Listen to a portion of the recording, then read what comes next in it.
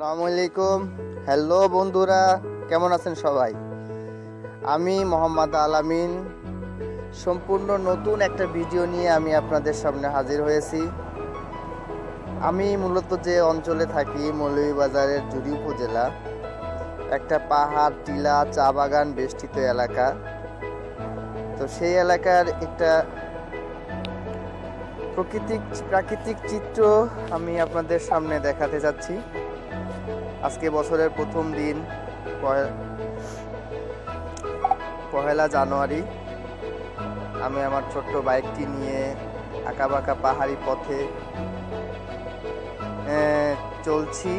দেখতে পাচ্ছেন স্থানীয় লোকজন।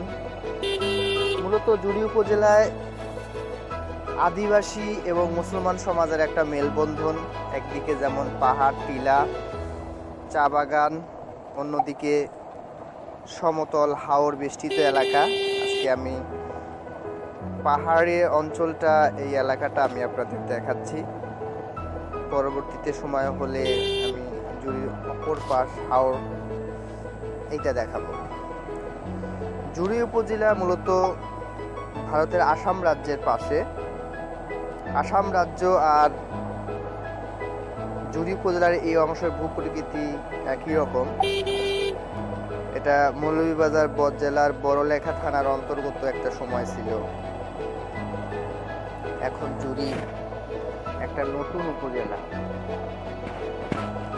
আতিথেয়তার দিক দিয়ে সিলেটের মানুষের প্রশংসা না করে পারা যায় না। তারা খুবই আন্তরিক। এই যে দেখতে পাচ্ছেন সারি সারি চা বাগান। আমার ভিডিওটা কিন্তু সম্পূর্ণ ন্যাচারাল, কোনো এডিট করা না। আপনারা হয়তো দেখতে পাচ্ছেন সম্পূর্ণ ন্যাচারাল একটা ভিডিও, কোনো রকমের গ্রাফিক্স কোনো কিছু করা হয়নি। সামনে ছোট্ট সুন্দর একটা ব্রিজ, যেটাকে অত্র এলাকার মানুষ ছড়া বলে, কেউ কেউ গাংও বলে। যদিও আমাদের বৃহত্তর ফরিদপুর অঞ্চলে গাং বলতে আমরা বিশাল বড় একটা জিনিস বুঝি, কিন্তু এখানে ছোট্ট ছোট্ট ছড়া, ছোট্ট ছোট্ট নালাকে এরা গাং বলে। এই যে ঘরটা দেখতে পাচ্ছেন, এলাকার মানুষ চা পাতাগুলো সংগ্রহ করে এইখানে এসে জমা রাখে। সামনে দেখতে পাচ্ছেন দুজন মহিলা দেখতে পেলাম, তারা চা বাগানের চা পাতা ছিঁড়ে মাথায় করে নিয়ে যাচ্ছে। আঁকাবাঁকা ঢালু উঁচু রাস্তা। আর একটা সুন্দর দৃশ্য আপনি এখানে আসলে দেখতে পাবেন, সেটা হচ্ছে রাখাল। আমরা যেটাকে বলি রাখাল, কোথাও সেভাবে এখন দেখা যায় না, তবে এখানে আসলে আপনি ঠিকই রাখাল দেখতে পারবেন। যে গরু এরা চড়ে নিয়ে বেড়ায়। এই এলাকার গরুগুলো সাধারণত ছাড়া থাকে। এই মৌসুমে ধান কাটা হয়ে গেলে গরুগুলো ছাড়া থাকে।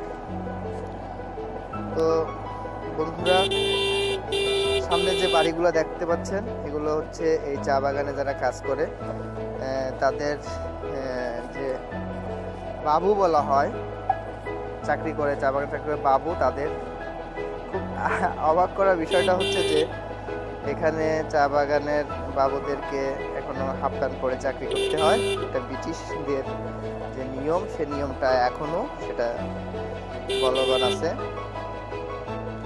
সামনে আমরা দেখতে পাবো চা মূলত চা যেখানে বানানো হয়, চা পাতা যেখানে ফার্মেশন করে চায়ের পাতিটা তৈরি করা হয়। এই যে ঘরটা দেখতে পাচ্ছেন, এখানে এই চা পাতাগুলো, এখানে সেই ফার্মেশনের কাজটা করে চা পাতা করা হয়। আজকে অনেক দেখতে পাচ্ছেন আপনারা, কারণ হচ্ছে এই যে মহিলাদের মূলত আজকে এদের টাকা দেওয়ার দিন। আজকে এরা এখান থেকে সপ্তাহের টাকাটা পায়। খুব দুঃখের বিষয় হলো যে এদের জীবনযাত্রার মান এখনো দারিদ্র সীমার নিচে। খুব অল্প পরিমাণ টাকা দিয়ে তাদেরকে সারাদিন কাজ করানো হয়। তো বন্ধুরা, এই যে আমি যে এলাকাটার মধ্যে ঢুকেছি, সেটা এই চা পাতার মূলত চা ফ্যাক্টরি যেটাকে বলা হয়। তো এটা দেখতে খুব সুন্দর সুন্দর এলাকা। এখানে সুন্দর একটা মন্দির আছে আমার হাতের ডাইন সাইডে। যদিও এলাকাটা পর্যটনের এরিয়া না, তারপরেও মূলত জায়গাটা অনেক সুন্দর। আপনি মাটির বাড়ি, একেবারে নির্মল পরিবেশ, প্রাকৃতিক পরিবেশ দেখতে পাবেন। আর চা পাতার অপরূপ সৌন্দর্য তো এর সাথে আছে।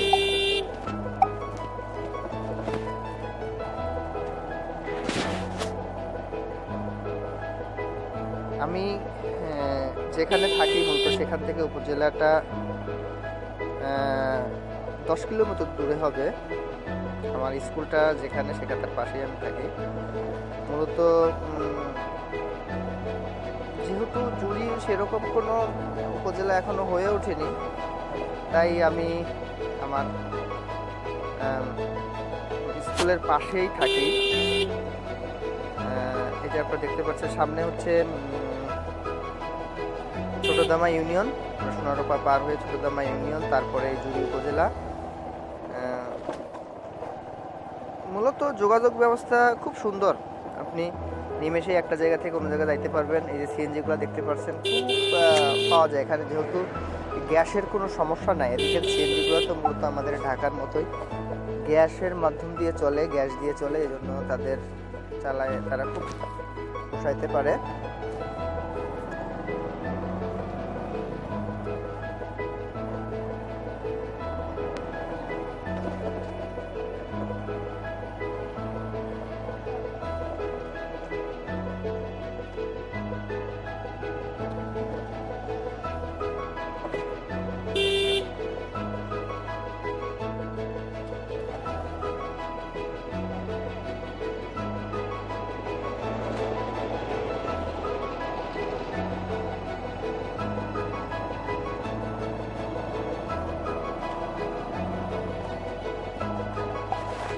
বন্ধুরা দেখতে পাচ্ছেন সামনে যে গেট, এটা মূলত সেই চা বাগান এরিয়ার মধ্যে, সোনারোপা চা বাগানের গেট।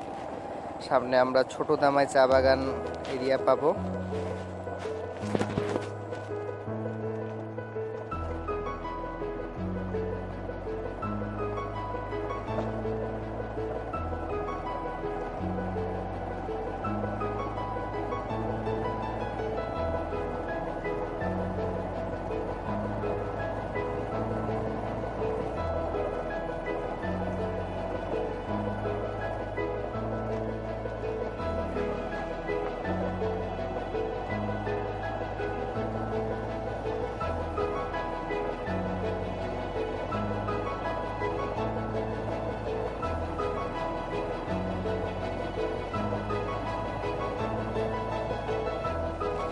আমরা এখন পার হচ্ছি ছোটদামা ইউনিয়ন এবং বাজার। একটা মণিপুরি অধ্যুষিত এলাকা। এলাকার বেশিরভাগ মানুষই মণিপুরে। আমি আগেই বলেছি জুড়ি উপজেলা মূলত সব ধরনের আদিবাসী, এখানে খাসিয়া আছে, মণিপুরি আছে, আছে মুন্ডা, অনেক ধরনের আদিবাসী এখানে আছে। পাশে একটা সুন্দর বাড়ি আছে। আমি যদিও মোটরসাইকেল চালানোর কারণে আপনাদের দেখাতে পাচ্ছি না। এটা মণিপুরীদের। আমরা অনেকে হয়তো মনে করতে পারি মণিপুরি বা আদিবাসীদের হয়তো অবস্থা জরাজীর্ণ, কিন্তু এটা বললে ভুল হবে। কারণ হচ্ছে আদিবাসীরা কিন্তু এখন যথেষ্ট সচ্ছল, এবং এই মণিপুরি অধিবাসীদের মধ্যে ম্যাজিস্ট্রেট, পুলিশ, আর্মি, বিজিবি সব ধরনের সেক্টরেই লোকের কাজ করে। তো সৌভাগ্য হলে আমি একটা সময় আপনাদের মণিপুরি এলাকাটা যে মণিপুরীদের যে সুন্দর এটা কাজকর্ম, দৈনন্দিন কাজকর্ম দেখাতে পারবো। মণিপুরীরা স্বভাবত খুব পরিচ্ছন্ন এবং সুন্দর চেহারার হয়, এটা অন্যান্য আদিবাসীদের থেকে। দেখতে পাচ্ছেন সামনে দুজন মণিপুরি মেয়ে, তাদের যে চেনা পরিচিত অ্যাঙ্গিস কামিজ এটা পরে, লুঙ্গির মতো করে যেভাবে পরে সেটা পরে। এখন সামনে আরও একটা চা বাগান আমরা পাবো।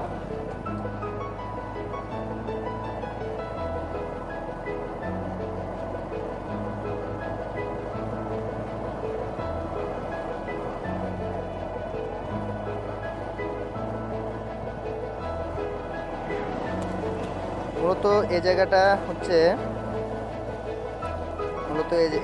হচ্ছে ছোট ধামাই চা বাগান এরিয়া। খুব সুন্দর চা বাগানের সারি।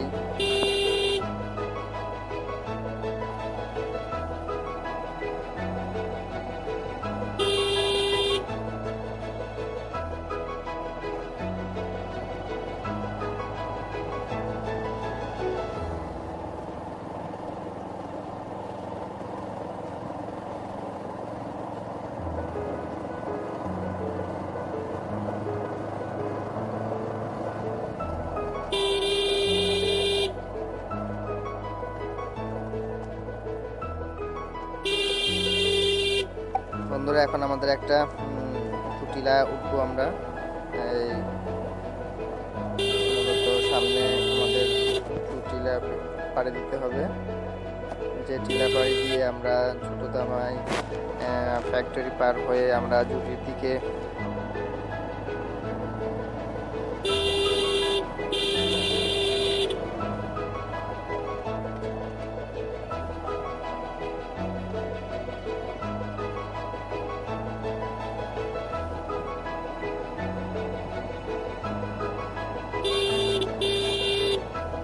এবার সুন্দর একটা দৃশ্য, চা পাতা তুলে মহিলারা যাচ্ছে। তো খুব সুন্দর একটা পরিবেশ, নির্মল একটা আনন্দ পাবেন আপনি। আমি যখন ঢাকা থাকতাম তখন এই লাইফটাকে খুব মিস করতাম।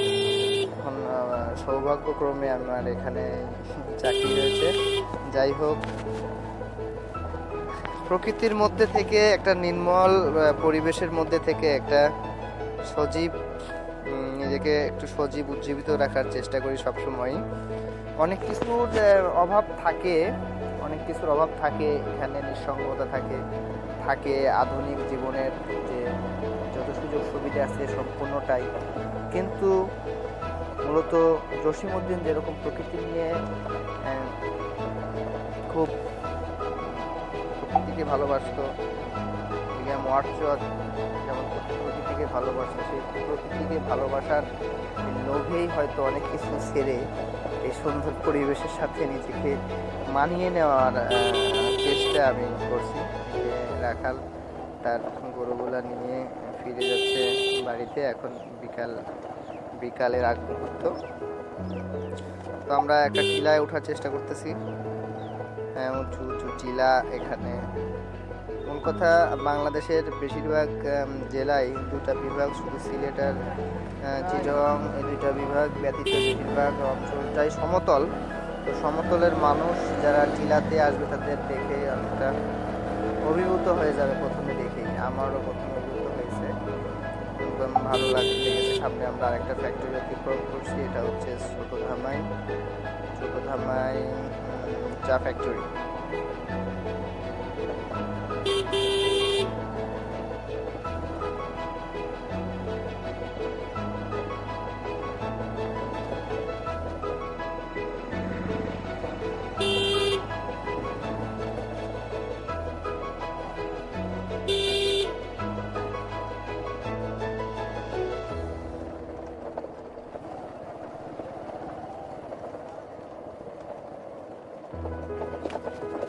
এই অঞ্চলের মানুষের দারিদ্রতাটা একটু আমি আগেই বলেছি, অনেক মানুষ আছে দারিদ্র সীমার নিচে অবস্থান করছে।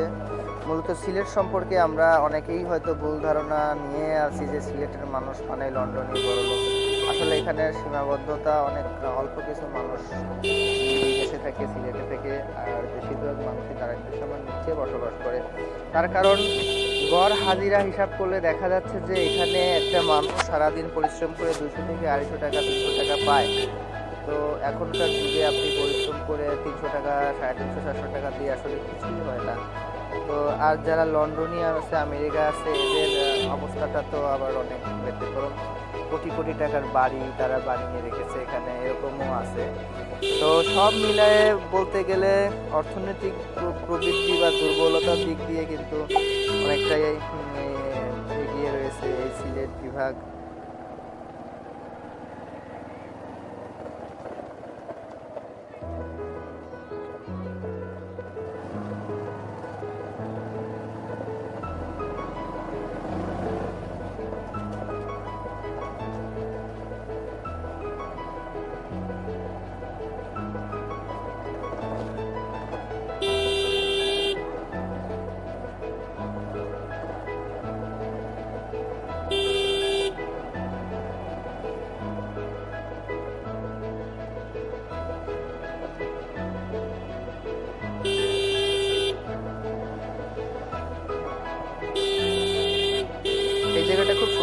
জায়গা, মূলত খুব জুড়ির খুব কাছে। এখানে বোল্ডার দিয়ে নতুন করে রাস্তা তৈরি করা। আমার গাড়িটা খুব ধীরে ধীরে চালাচ্ছি আপনাদেরকে চারপাশ আশপাশ খুব দেখানোর জন্য। অ্যাট এ গ্লান্সে আপনারা পাহাড়ি আঁকা বাঁকা পথ রাস্তা এগুলা হয়তো দেখতে পাচ্ছেন। এদিকে যানবাহনের জন্য একমাত্র যেটা আমরা ব্যবহার করে মানুষ, সেটা হচ্ছে সিএনজি। এখানে খুব